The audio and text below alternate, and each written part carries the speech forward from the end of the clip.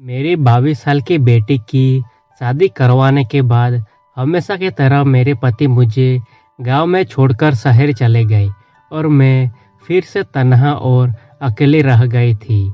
पति बेटी की शादी करवाने तो कुछ दिनों के लिए आ गए थे, पर इतने सगे संबंधी और रिश्तेदार आए हुए थे कि मुझे उनके साथ अकेले वक्त बिताने का मौका नहीं मिला। कविता मेरी सौतेली बेटी है।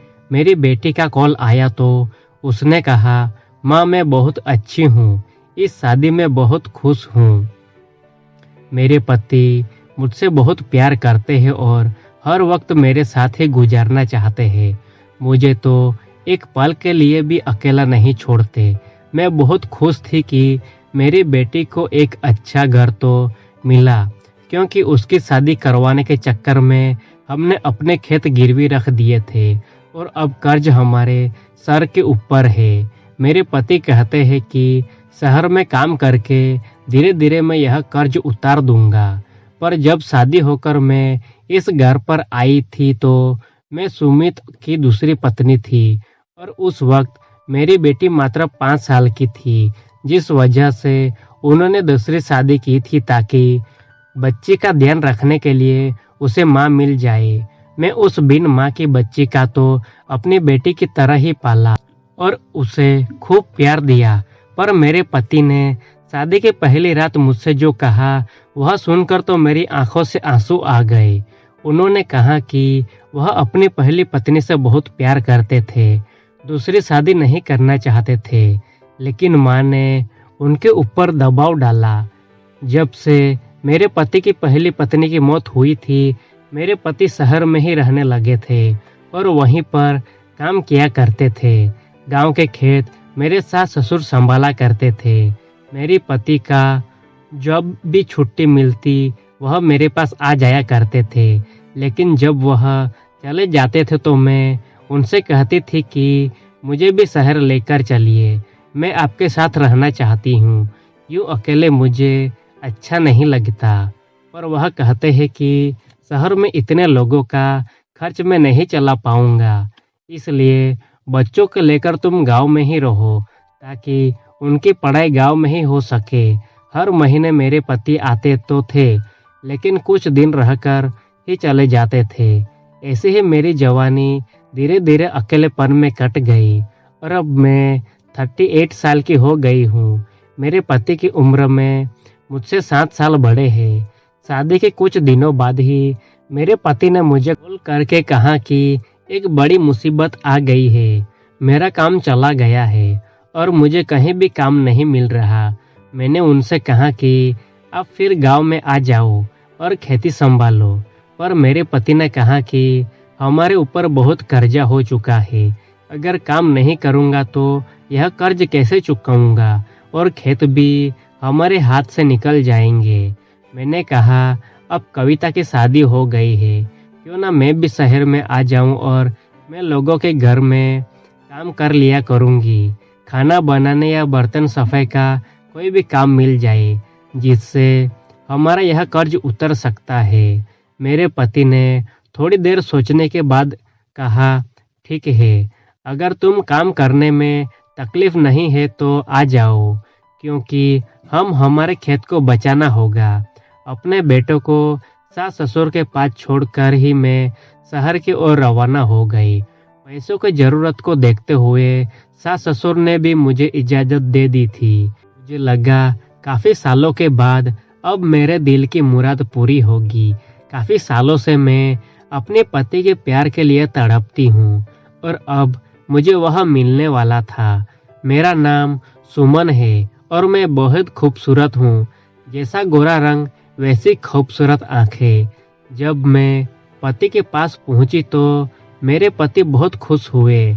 मुझे पता है कि वह भी रात अकेलेपन में ही गुजारते हैं। शहर पहुंचकर कुछ दिनों के अंदर ही मुझे 2 घर पर काम मिल गया। मुझे लगा कुछ घर काम और मिल जाए तो अच्छे खासे पैसे आएंगे। गांव के मुकाबले शहर के लोग काम के अच्छे पैसे देते हैं। एक रात काम करने के बाद मैं अपने पति के साथ बातें कर रही थी, तभी बाहर बारिश होने लगी। बारिश बहुत तेज हो रही थी और रुकने का नाम ही नहीं ले रही थी। करीब रात के 11 बजे किसी ने घर का दरवाजा खटखटाया। मेरे पति ने सोचा कि इतनी रात को कौन आया होगा। जब मेरे पति उठकर दरवाजा खोलने गए तो हट्टे कट्टे नौजवान दरवाजे पर खड़े थे। 35 से 40 साल के बीच की उम्र होगी। मेरे पति ने उन लोगों से बात करने लगे तो मैं अपने बेडरूम में आ गई, पर मैं सोच में डूब गई थी कि आखिर यह लोग है कौन और हमारे घर इस तरह से क्यों आए हैं। थोड़ी देर बाद मेरे पति कमरे में आए और कहे कि 4 लोग यात्री हैं और बारिश की वजह से बुरी तरह से फंस गए हैं। एक रात के लिए घर पर शरण मांग रहे हैं। तो मुझे उन लोगों पर दया आ गई और कहा कि हमारे घर में एक ही गेस्ट रूम है, तो आप चारों को वहीं पर रहना होगा। मुझे तो अपने कानों से यकीन नहीं आ रहा था कि मेरे पति 4 अनजान लोगों को इस तरह से घर में कैसे रहने दे सकते हैं। पर वह बहुत सीधे साधे हैं, लोगों पर जल्दी विश्वास कर लेते हैं। हो सकता है सचमुच यह लोग बारिश की वजह से मजबूर हो। हमारे इस घर पर इतना कीमती सामान तो नहीं है कि चोरी करने आए होंगे। मेरे पति ने कहा कि यह लोग बहुत भूखे हैं, कुछ खाना बना दो। मैं रसोई में जाकर खाना बनाने लगी। जब मैं खाना बनाकर उन्हें देने आई तो वह चारों लोग मेरे ऊपर निगाहें बनाए रखे थे। मैं एक लाल मैक्सी में थी। मुझे बहुत ही अजीब लग रहा था, क्योंकि कभी किसी मर्द ने मुझे ऐसे नहीं देखा। मेरे पति मुझे अपने पत्नी तो मानते थे, पर वह अपनी पहली पत्नी से बेइंतहा मोहब्बत करते थे। वह उसके बचपन का प्यार है। वह सुनीता के साथ ही बड़े हुए।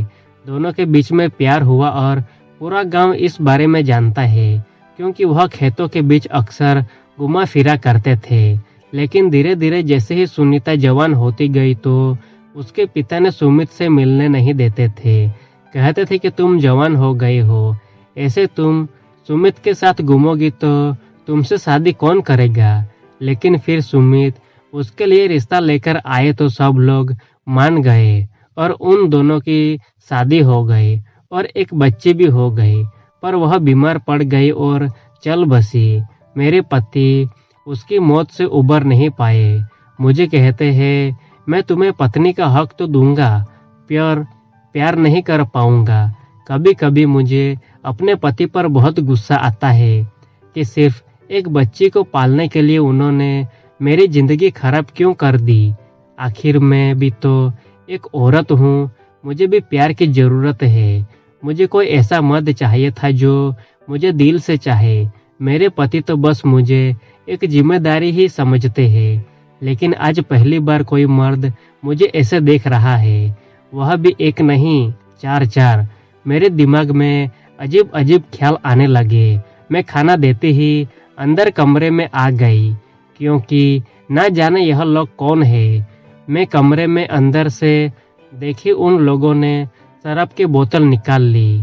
काफ़ी महंगी शराब थी, तो मेरे पति भी काफ़ी खुशी खुशी पीने लगे।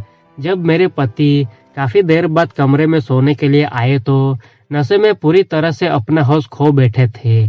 मैंने किसी तरह से उन्हें संभाल कर लेटा दिया तो वह गहरी नींद में सो गए। मैं डरते हुए बाहर कमरे में गई और कहा कि आप लोगों को बंदोबस्त अंदर किया कर दिया है। तो बड़ी अजीब निगाहों से मुझे घूर रहे थे, क्योंकि वह लोग भी काफ़ी नशे में थे। मैं जल्दी से अपने कमरे में आ गई और बेडरूम का दरवाज़ा बंद कर दिया। फिर मैं लेट गई। बाहर इतनी बारिश हो रही है और मेरे पति खर्राटे लेने लगे थे। मैं काफ़ी थकी हुई थी तो मैं भी सो गई। लेकिन आधी रात को काफ़ी ज़ोर ज़ोर से बगल वाले कमरे से आवाज़ आने लगी। घबराहट से मेरी नींद खुल गई। मेरे पति को पता नहीं चला और वह गहरी नींद में सोते रहे। मुझे मन कर रहा था कि मैं उनको जगा दूं, पर मुझे पता है कि वह नशे में है और नहीं उठेंगे। आवाज़ और शोरगुल बढ़ता जा रहा था। मुझे लगा उठकर देखना चाहिए, कहीं यह लोग चोर तो नहीं है। मेरे पति तो किसी के ऊपर भी भरोसा कर लेते हैं, पर मुझे वह आदमी कुछ सही नहीं लग रहे थे। करीब 10-15 मिनट तक मैं ऐसे ही अपने बेड पर बैठी रही, लेकिन उसके बाद हिम्मत करके मैंने अपने बेडरूम का दरवाज़ा खोला और दूसरे कमरे की ओर जाने लगी, जहाँ से आवाज़ आ रही थी। मेरे दिल के अंदर बहुत घबराहट हो रही थी। ऐसे ही घबराहट मुझे तब हुई थी जब मेरे घर पर आग लगी थी। तब मैं मात्र 15 साल की थी और मैं बाहर खेल रही थी। जब मैंने देखा कि घर के अंदर आग लगी है तो डर के मारे अपनी जगह से हिल नहीं पाई। मैं आसपास के घरों से किसी को मदद के लिए नहीं बुला पाई। जैसे लगा कि मुझे लकवा मार गया हो। उधर से मैं बिल्कुल भी अपने जगह पर जमकर खड़ी रह गई और मेरा घर मेरी आंखों के सामने जलकर खाक हो गया, जिसके अंदर मेरे माता पिता थे।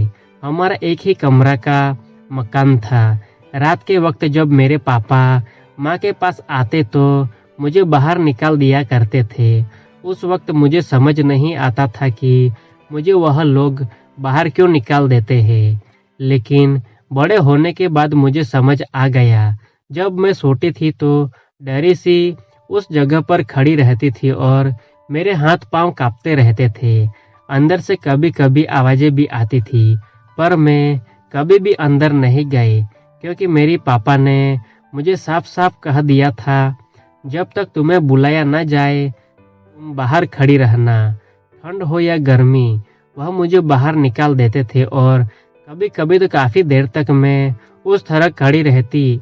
और उस रात भी मैं खड़ी रह गई जब वह घर जल रहा था।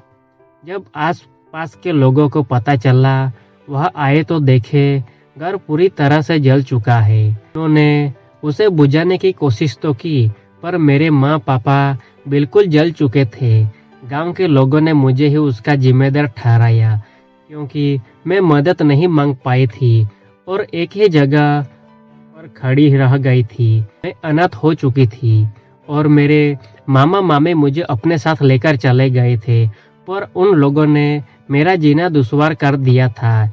मेरी मामी मुझे घर का सारा काम करवाती थी और कोई भी गलती होती तो मुझे मारा पीटा करती थी। 18 साल होते न होते मेरे लिए लड़का ढूंढने लगे थे, पर लड़का दहेज मांगता, जिस वजह से मेरी शादी नहीं हो पा रही थी। मेरी मामी ने कह दिया था कि शादी में एक पैसा भी खर्च नहीं करूंगी, क्योंकि यह मेरी सगी बेटी नहीं है। जरूरत पड़ेगा तो घर से धक्के मारकर निकाल दूंगी। मेरे मामा भी कुछ नहीं कहते। ऐसा लगता कि मजबूरी में ही मुझे झेल रहे थे।